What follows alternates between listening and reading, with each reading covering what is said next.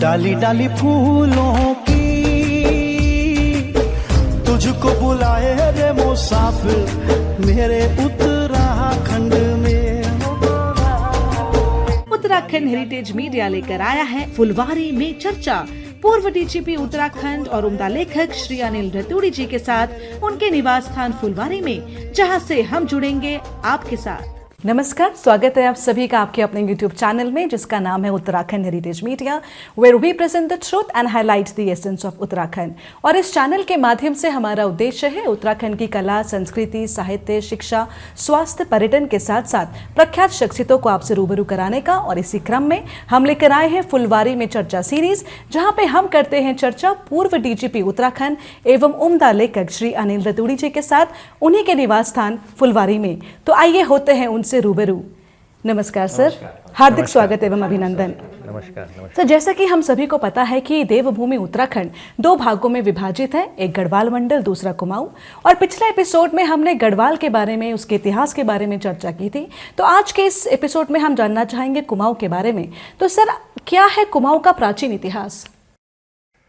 कुमाऊं का इतिहास भी बहुत गौरवशाली रहा है और माइथोलॉजी में हम लोग सब जानते हैं कि स्कंद पुराण में कुमाऊं क्षेत्र को, जो आज का हमारा कुमाऊं क्षेत्र है, उसको मानस खंड के नाम से जाना जाता है।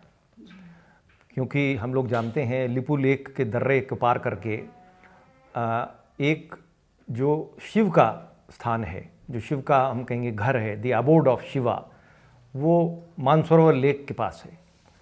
तो मानस खंड के नाम से वो जाना जाता था। और अगर जो हम इतिहास में देखें तो कुनिंद, कोल, खास, यह लोग पहले प्राचीन समय में यहाँ रहे। सबसे पहली जो अगर जो हम कहें डायनेस्टी यहाँ आई है वो कुनिंदों की थी। और कुनिंदों की डायनेस्टी के बारे में बहुत ज़्यादा जानकारी इतिहास में थोड़ी सी उतनी नहीं है, लेकिन जो पहली रेगुलर इतिहास में जो डायनेस्टी आती है वो कत्यूरी वंश के नाम से आती है। और जैसे पिछले एपिसोड में हमने कहा था कि पूर्व में सबसे पहले जो राजधानी कत्यूरियों की थी वो जोशीमठ में थी। उस समय गढ़वाल, कुमाऊं एक ही राज्य था। और फिर कालांतर में जो बैजनाथ का क्षेत्र है वहाँ कत्यूर वैली है। उस कत्यूर वैली में कार्तिकेयनपुर वगैरह भी वहीं बसाया गया और कत्यूरियों ने वहीं से नाम भी अपना लिया।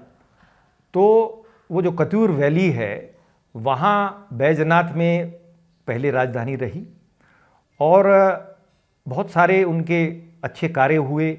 बैजनाथ का आपने जानकारी होगी, वहाँ बहुत सुंदर टेम्पल भी है। कत्यूरियों के समय बहुत अच्छे गढ़वाल में भी और कुमाऊं में भी बड़े माने हुए मंदिरों का निर्माण हुआ। आप जानते हैं जागेश्वर के मंदिर आज विश्वविख्यात हैं। और इसी प्रकार हमारे गढ़वाल में चमोली में एक मंदिर है आदि बद्री का, वो भी बड़ा सुंदर बना हुआ है। तो इन तीनों या ऐसे जो और मंदिर उन्होंने बनाए उस दौरान, उसमें गुजरात और राजस्थान का आर्किटेक्चरल डिज़ाइन आपको देखने में मिलेगा, उसका प्रभाव जो है। कत्यूरियों का कालांतर में अगर जो हम कहें, पहले तो करीब प्राचीन समय से लगभग मैं कहूँगा करीब 11वीं शताब्दी तक कत्यूरियों का राज रहा। लेकिन फिर उसके बाद लगभग कोई कहता 5, कोई कहता 7 जगहों में विघटित हो गया, जिसमें कत्यूरों के अलग अलग जो भाई बंद थे वो चले गए। कुछ कोटी में रहे, कुछ डोटी में रहे जो आज नेपाल का पार्ट है, और कुछ द्वाराहाट में रहे, कुछ अस्कोट चले गए। ऐसे ही विघटन के बाद जो फिर पहला कत्यूरी राजा, जब जो महत्वपूर्ण कत्यूरी राजा था जिसका नाम ब्रह्मदेव था, और ब्रह्मदेव जो हैं वो उन्होंने ब्रह्मदेव मंडी भी आज हमारे नेपाल में अगर जो आप क्रॉस बॉर्डर जाएं हमारे चंपावत से, तो वहाँ ब्रह्मदेव मंडी उन्हीं कत्यूरी राजा के नाम पर है। ब्रह्मदेव जो राजा थे कत्यूरियों के, उन्होंने चंपावत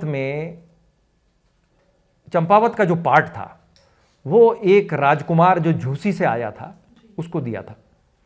तो मैं ये कहूँगा कि कत्यूरियों ने एक प्रकार से चंद का यहाँ आगमन करा, क्योंकि सोमपाल नाम के एक यंग राजकुमार झूसी इलाहाबाद से आए थे, जिनकी की ब्रह्मदेव जो कत्यूरी राजा थे उन्होंने अपनी लड़की की उससे शादी कर दी थी।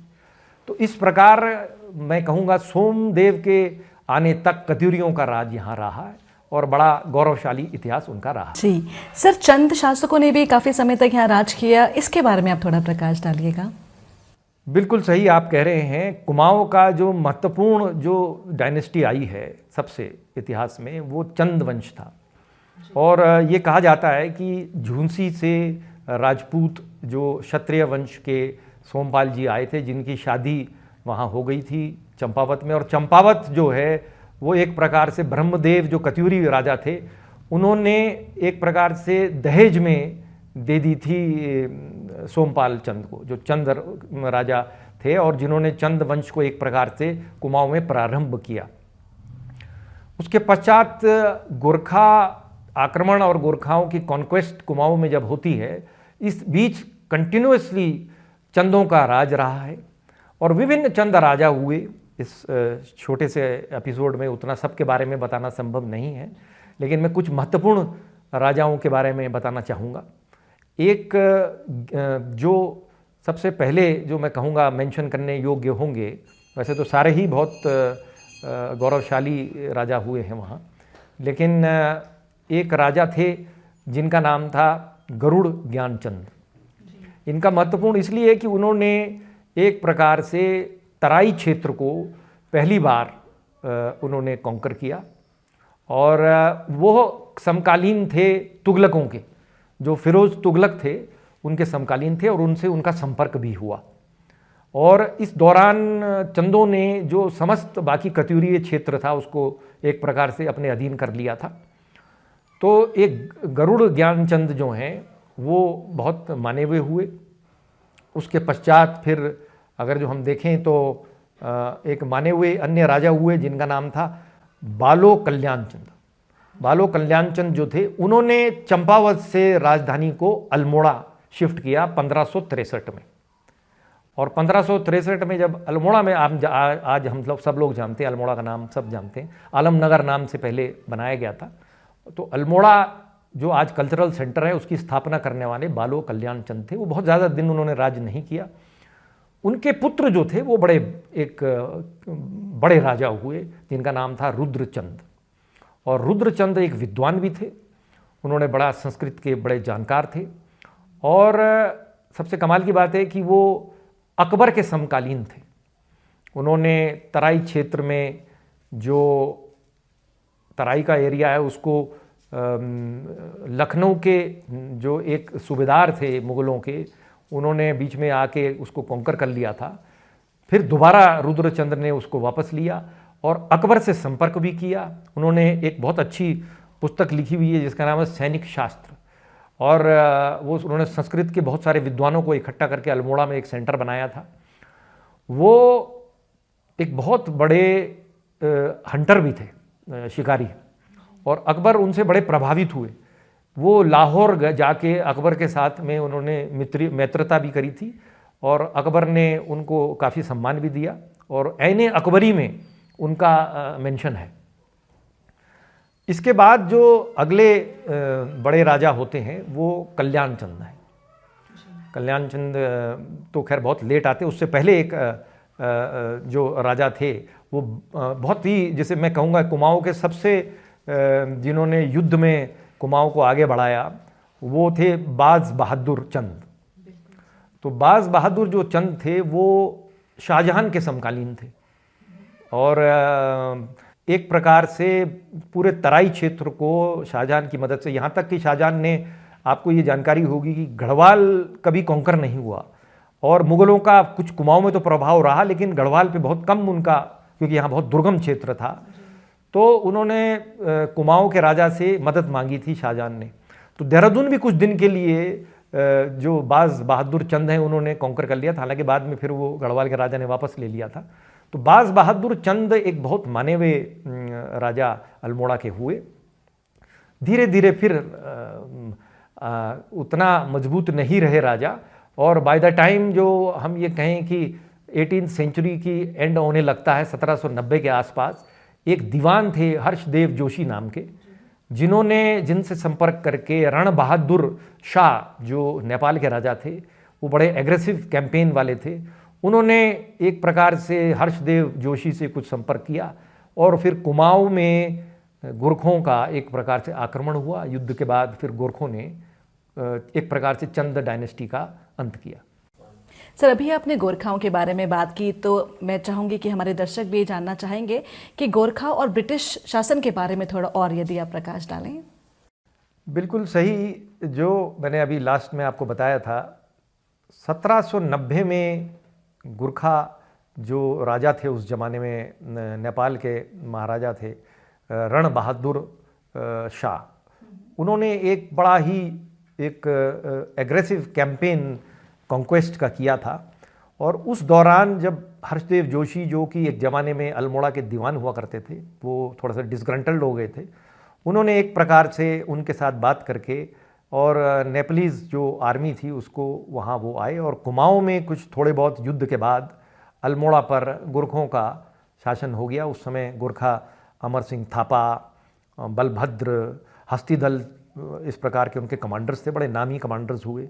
उन्होंने 1790 में अल्मोड़ा को कॉन्कर कर लिया था और 1790 से आप समझ लीजिए 1815 में जाके फिर अंग्रेज़ों को यहाँ देहरादून में और फिर वहाँ कुमाऊं में भी अंग्रेज़ों ने फिर नेपालियों को हराया। ईस्ट इंडिया कंपनी की फ़ौज आई थी, तब जाके गोरखों से, नेपलीज से ये क्षेत्र कुमाऊं का एक प्रकार से लिबरेट हुआ। तो अबाउट 24 ईयर्स जो है गोरखों के अंडर में कुमाऊं रहा। गढ़वाल 1803 में गढ़वाल 1803 में गोरखों ने जीता था। तो एक प्रकार से करीब 12 साल गढ़वाल पे उनका रूल रहा और करीब 24 साल कुमाऊं पे रूल रहा। तो संयुक्त रूप से जो पूरा हमारा आज का गढ़वाल कुमाऊं है वो नेपलीज के अंडर में 1815 तक रहा। और फिर जब 1815 में नेपलीज की जब हार हो गई तो फिर 1816 में अंग्रेज़ों और नेपालियों के मध्य एक ट्रीटी ऑफ सगौली हुई थी, जिसके पश्चात फिर अंग्रेज़ों ने इस पूरे क्षेत्र को अपने अधीन ले लिया था। जहाँ तक ब्रिटिश का सवाल है, 1815 से फिर एक प्रकार से यदि हम देखें तो पूरे उत्तराखंड का जो पहाड़ी क्षेत्र है उसमें टिहरी और आज का उत्तरकाशी और रुद्रप्रयाग का जखोली ब्लॉक अगर तो हम छोड़ दें, ये जो गंगा के एक प्रकार से गंगा के पश्चिम में था, ये क्षेत्र टिहरी रियासत बन गया। और बाकी सारा गढ़वाल का एरिया, चाहे वो आज का चमोली हो, रुद्रप्रयाग हो और पौड़ी हो, पूरा उसके साथ साथ पूरा आज का जो कुमाऊं है, ये सारा उसको उन्होंने ब्रिटिश कुमाऊं के नाम से उसको शासन किया। और अल्मोड़ा में उन्होंने अपने अफसरों को बैठाया। 3 बड़े नामी अधिकारी वहाँ हुए, जिसको हम कह सकते हैं ट्रेल, बैटन और रैमजे। रैमजे ने तो खैर बहुत ही लंबा वहाँ समय बिताया एज कमिश्नर कुमाऊं। एक बड़ी खास बात उस दौरान ये थी कि तब तक उत्तर प्रदेश जो आज का है उस पर अंग्रेज़ों का शासन नहीं हुआ था और उत्तर प्रदेश में जो अवध का नवाब था वो लखनऊ को तब भी राज कर रहे थे। तो एक बड़ी अजीब सी स्थिति थी कि राजधानी ईस्ट इंडिया कंपनी की जो थी वो कलकत्ता में थी। उनके पास उस ज़माने का बंगाल प्रोविंस जो था, वेस्ट बंगाल, आज का बांग्लादेश, आज का उड़ीसा, आज का बिहार, सारा उनके पास था। और यहाँ पर जो हमारा पहाड़ का ये क्षेत्र है, जो आज उत्तराखंड के पर्वतीय क्षेत्र है, ये भी उनके अधीन हो गए। तो बीच में एक गैप था। तो यहाँ के जो कमिश्नर्स होते थे वो बड़े इंडिपेंडेंट थे, क्योंकि कम्युनिकेशन था नहीं, वहाँ से बहुत ज़्यादा निर्देश मिल नहीं पाते थे। तो वो उनको काफ़ी जो सरकार की तथाकथित उनकी जो बोर्ड थी ईस्ट इंडिया कंपनी, उसकी पावर्स वो कमिश्नर को ही दे देते थे। तो ये 3 बड़े नामी अंग्रेज़ यहाँ हुए हैं। और फिर हम सब जानते हैं कि 1947 में हमारे देश की आज़ादी हुई। तो अंग्रेज़ों ने यहाँ बहुत 1815 से और लगभग 1947 तक राज किया। कुमाऊं में सीट जो थी इंग्लिश रूलर्स की वो कुमाऊं में, अल्मोड़ा में रही। तो अल्मोड़ा एक बड़ा विख्यात जगह बनी और वहाँ बड़ी संस्कृति डेवलप हुई। जी, तो सर अल्मोड़ा को तो सांस्कृतिक नगरी के नाम से जाना जाता है, तो इस पर यदि आप और प्रकाश डालें तो अच्छा रहेगा सर। हाँ, जैसा मैंने आपको ये कहा कि बड़ी ये कमाल की बात है कि यूपी में तब अंग्रेज़ी उतनी नहीं सीखी थी लोगों ने, क्योंकि वहाँ तो जब अवध का एनेक्सेशन होता है वो 1850 के आसपास होता है, और गढ़वाल और कुमाऊँ का अंग्रेज़ों के अधीन 1815 में ही आ जाता है। तो लगभग 35 ईयर्स का पहले यहाँ पहाड़ के लोग जो हैं, ख़ासतौर से अल्मोड़ा और पौड़ी के जो क्षेत्र हैं, वहाँ के लोग अंग्रेज़ी भी सीख गए। उन्होंने दुनिया की जो विश्व की जो साहित्य था उसको उनको पढ़ने का, दुनिया का यूरोपियन साहित्य को पढ़ने का अवसर मिला। संस्कृत के ज्ञाता वहाँ पहले ही थे। तो एक बहुत सुंदर संस्कृति का उत्थान जो है वो अल्मोड़ा में हुआ। तो उसका असर हम देखते हैं वहाँ के, चाहे वो भोजन हो, आप बाल मिठाई बड़ी मानी हुई है, एपण उनका जो कल्चर है, मैं ये पहना हुआ हूँ एपण का, ये भी वहीं का है। और आप अगर जो देखें उनके जो होली कितनी सुंदर होती है, बैठकी है, खड़ी होली है। उसके अलावा बहुत सारे साहित्यकार आप देखेंगे, सुमित्रा नंदन पंत, इलाचंद जोशी और आपके गौरा पंत जिनको हम शिवानी भी कहते हैं, मनोहर श्याम जोशी, बहुत सारे लोग हुए। और सिविल सर्विसेज में आप देख लें कितने लोग वहाँ से आए हैं। 2 कैबिनेट सेक्रेटरी भारत के टॉप मोस्ट जो हुए, बीडी पांडे और हमारे कमल पांडे जी। इसके अलावा आप देखें फौज में बिपिन जोशी फौज के चीफ रहे, और दूसरे जोशी हमारे एडमिरल भी रहे। इसके अतिरिक्त आप किसी क्षेत्र में चले जाएं, चाहे वो एडवर्टाइजिंग का हो, चाहे वो सिनेमा का हो, चाहे वो पत्रकारिता का हो, जर्नलिज्म का हो, इन सब में आपको कुमाऊँ के जो संस्कृति है उसका प्रभाव दिखाई देगा, क्योंकि वो सब लोग वहाँ हैं। और एक बौद्धिक नगर के रूप में लाल बाज़ार बड़ा फेमस है, और एक बड़े पुराने माने हुए कल्चरल आइकॉन हुए मोहन उप्रेती, जिन्होंने बेड़ू पाको को सारे संसार के पटल पर लाए, और जिन्होंने बहुत सुंदर ऐसे प्लेस भी करे, जैसे हारूहीत या ये हमारे मौला शाही जो है, मालू शाही, रजौला की जो कहानी है। तो ऐसे बहुत सारी सांस्कृतिक जो चीज़ें हैं वो वहाँ से निकली। उसका कारण ये था कि वहाँ पहले से एक संस्कृत की जानकारी अच्छी थी, लिटरेसी बहुत अच्छी थी, पढ़े लिखे लोग थे। बाद में अंग्रेजियत भी वहाँ पहले आ गई, और शासन तंत्र कैसे होता मॉडर्न वो भी वहाँ सीखा गया। तो आज हमें बड़ा गर्व है इस बात का कि इस प्रकार का नगर अल्मोड़ा जैसे हमारे उत्तराखंड के प्रांत में है।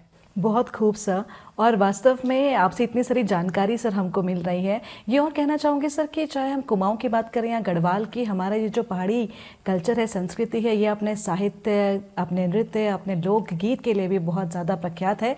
तो यदि आप चंद लाइन, यदि आपको कोई याद हो सर पहाड़ी गीत की, तो मैं चाहूँगी कि दर्शकों के लिए आप 2 लाइन ज़रूर प्रस्तुत करें। बेड़ुपाको बारमासा, बेड़ुपाको बारमासा, नरण कपल पाक चेता मेरी छेला, नरण कपल पाक चेता मेरी छेला।